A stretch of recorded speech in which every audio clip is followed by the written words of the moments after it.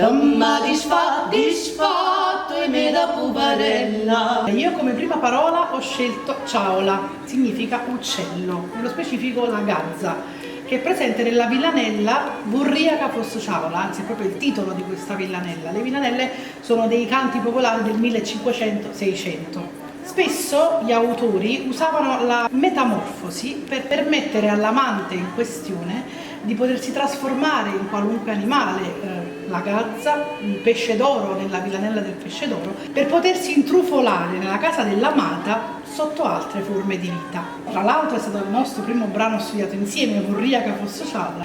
Burriaca fosso ciaola e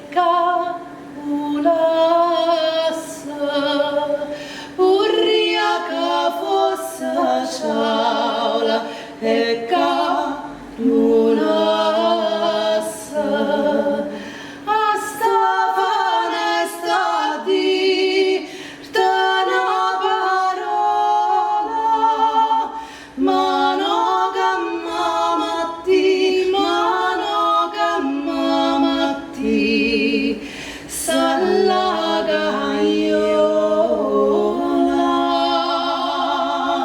La parola in questione è l'angella. L'angella, che è questa anfora di terracotta dove le ragazze andavano a raccogliere l'acqua, no? Alla fonte, al fiume, eccetera. E ci sta questa qua, sia maledetta l'acqua, che è proposta meravigliosamente dal maestro Di Simone e dalla voce fantastica di Fausta Vetere, che io e te abbiamo più volte eseguito. Sì. Ed è bello il significato di questa sia maledetta l'acqua, quando lei dice ma si è rotta la langella, ma a me che posso fare? Che cosa significa?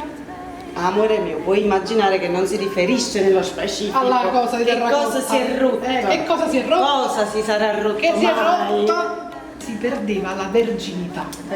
Sia maledetta l'acqua stamattina, sia maledetta l'acqua stamattina, che m'ha disfatto in me da poverella, che m'ha disfatto in me da poverella, ma se è rotta l'angella, ma me che posso fare? Vicina mia sapitela sanare, vicina mia sapitela sanare.